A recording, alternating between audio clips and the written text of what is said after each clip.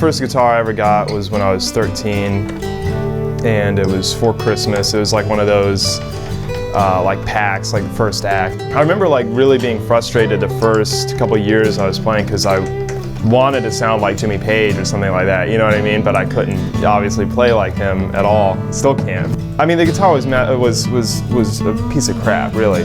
One night I went to a friend of mine's house, and it was just sitting in the back of my car, which was a beat-up car, and somebody stole it. It's just funny to me because the guitar at that time, maybe you could get 20 bucks for it. You know what I mean?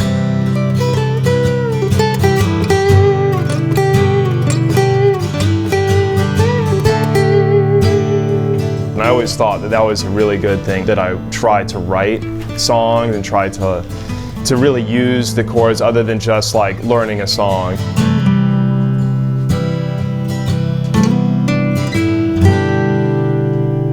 We're gonna show you some stuff for a song that we wrote called Hold On To Me. Our bass player, Cabbage, had like the verse riff, you know, that he had been holding on to for a while.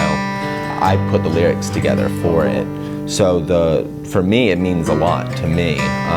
There's a lot of back and forth storyline involving the girl, you know, and the guy sort of thing, but really all those lyrics are a reflection of myself, even though, you know, in the song it'll seem like it's describing the girl. So the beginning of this is real simple. It's in G. We record it in A, but I'm 2.5 steps down, so yeah, we're actually playing it in G though. If you wanted to play along, you wouldn't need the capo and standard. So it's real simple, this arpeggiated type picking stuff, and the only real additive in the verse for me is just not hitting that high E and then adding it as a little chime, you know, for expression, you know. Yeah. Going out of the verse into the chorus, it's very major sort of feel, although I guess, I mean, at least technically it is major, but when it hits the chorus, it gets real minor and bluesy, you know. Little hammer-ons. It even gives me like a Bob Seger, like turn the page kind of feel right there, especially when you're writing on that E. But then it's got that major switch up again, that's really cool. And then does a little slide thing, like then a little augmented sort of slide. It's not really in the key, but like. So I think that's really cool how it breaks out like that. The way it's recorded, I did it on electric, so there's a lot more sustain than the acoustic will give. When Brooks was talking about like the country kind of influence, it really happens in the second verse. I kind of do like a double stop kind of thing. It's hard to do on the acoustic, but like something like that. But for the acoustic guitar, I just kind of do a slide up. It's essentially the same thing, but it doesn't have that country flair that I miss that about the electric version. It was something, like Brooks said, totally different for Mayday Parade, but I feel like, I don't know, it helps the song, you know what I mean? I know I've got my problems and it starts with me. She saw something inside that I can't see. Late at night, yeah, she'll comfort me. Hold on to me, hold on to me.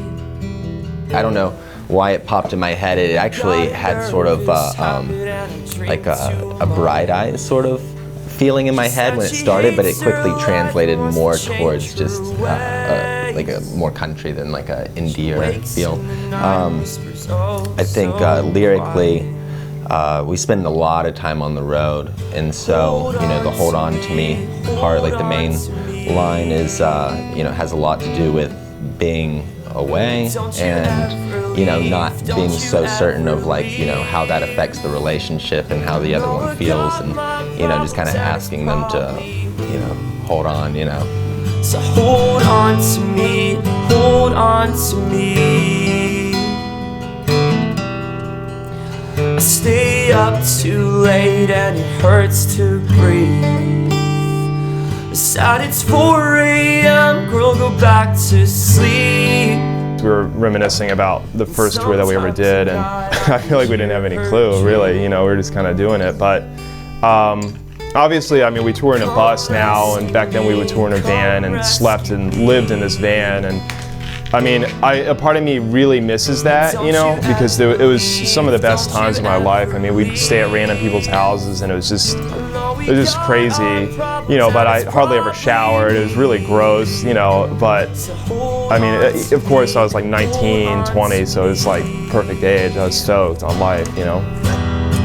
Well, I'm a drifter's body and an open sea, and I see my reflection staring. I feel like specifically too in this song, you know, like it is so simple, really, at the base, you know, the structure of it, although it evolves very well lyrically, I think, and tells a story, it is simple, you know, and it's that way because I like it that way.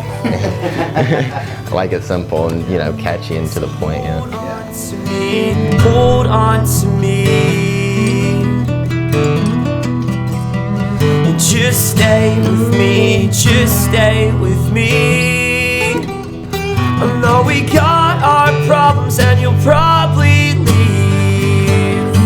So hold on to me, hold on to me. I could never leave, I will never leave. So hold on to me, hold on to